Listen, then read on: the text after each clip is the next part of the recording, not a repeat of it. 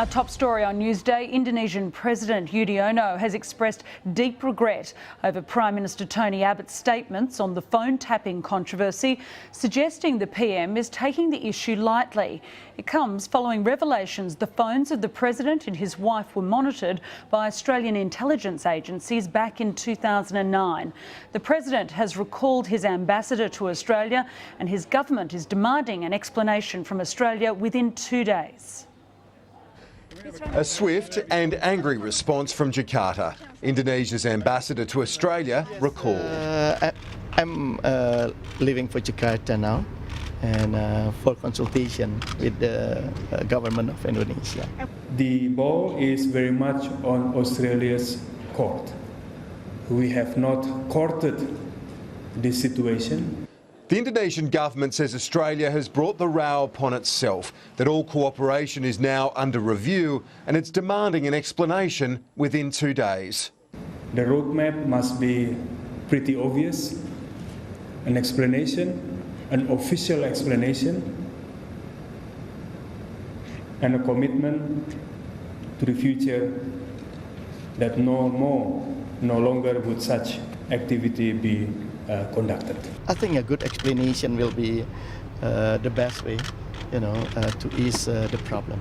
The latest Snowden leak revealed Australian spy agencies back in 2009 had monitored the phones of the Indonesian president, his wife and 8 members of his inner circle, and President Yudhoyono is not happy.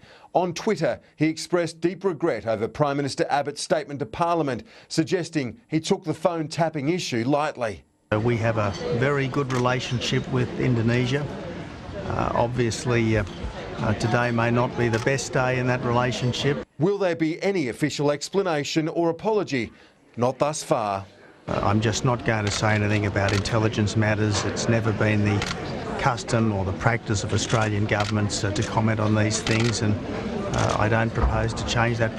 Alexander Downer believes Tony Abbott should maintain that stance and not confirm or deny anything. Another former Foreign Minister, Bob Carr, believes Australia should apologise and do so sooner rather than later.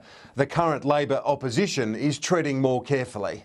I and Australians expect Prime Minister Abbott to do everything he can to keep our relationship with Indonesia strong. The Indonesians have rejected Prime Minister Abbott's claim that all countries gather intelligence. Dr Natalegawa says they, for one, don't. That's an incredible claim.